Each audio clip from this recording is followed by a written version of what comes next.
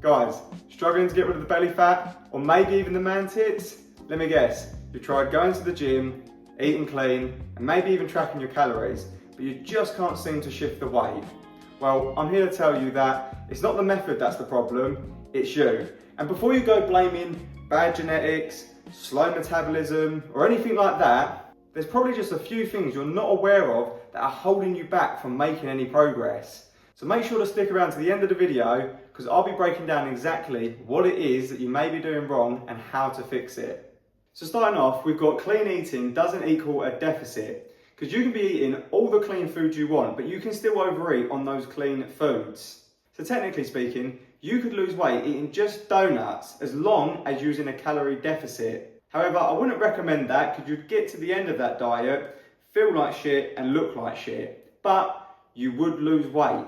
Now, most guys underestimate their food when it comes to tracking their snacks, their drinks, and sauces or even oils that they're adding to their dinner, which could lead to adding up to 200 extra calories daily, which is enough to take you out of a deficit. Because can you tell me how many calories in 1 tablespoon of olive oil?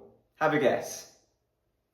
120 calories. And if you add just 1 tablespoon to your dinner to cook with, that's potentially an extra 120 calories onto your daily intake. And all these things can really add up to make a big difference. Liquid calories, sauces with your dinner, cooking oils, all of these things have calories in them. And guess what? If you don't track them, then you're probably adding anywhere from up to 200 calories. Next up, we've got overestimating your output. Now, if you wear a fitness tracker and you go and work out, it's likely that your fitness tracker is overestimating by about 40% of how many calories you actually burned in that session.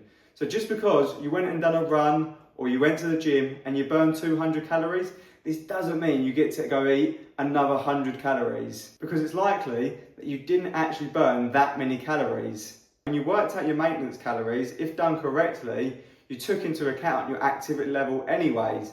So doing your normal activity level doesn't mean you get to add those extra calories back on. And now lastly, we've got the most common thing that I see so many guys fall victim to, which is weekend damage. Because you can be eating clean all week. Monday to Friday, you've been bang on it. But then come the weekend, you could completely throw out all your hard work from just 2 bad days of just going mental. Because when we hit the weekend, this is where we start to lose our daily structure.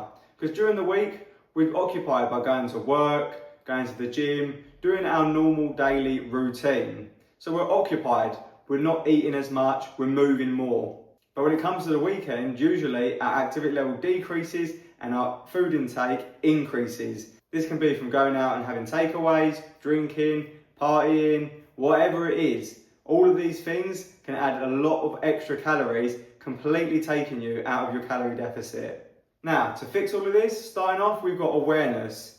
What I want you to do is track everything you eat for just 1 week, so we can be aware of exactly what it is and how much we are eating in a week.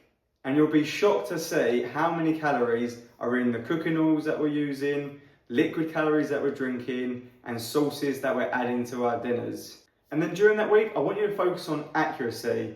This means weighing foods that you wouldn't typically weigh, weighing your snacks, measuring out the cooking oils with maybe some measuring spoons, and actually seeing how much you're eating, but accurately. Because then finally, we can make adjustments. Once we know exactly what is going wrong, we can then adjust it. And this can come from either lowering our calories just a little bit more or increasing our daily output. So you see, fat loss isn't just about eating clean.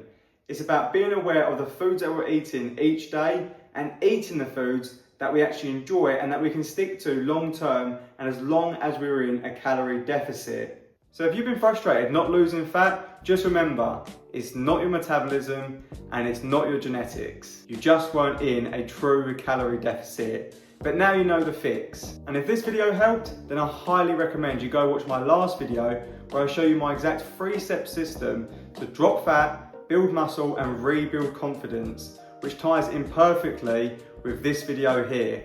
Comment below if there's anything else that you've been struggling with or you want me to do a breakdown on. And as usual, all my links for coaching are in the description below. And if you like this video, make sure to subscribe and leave a like.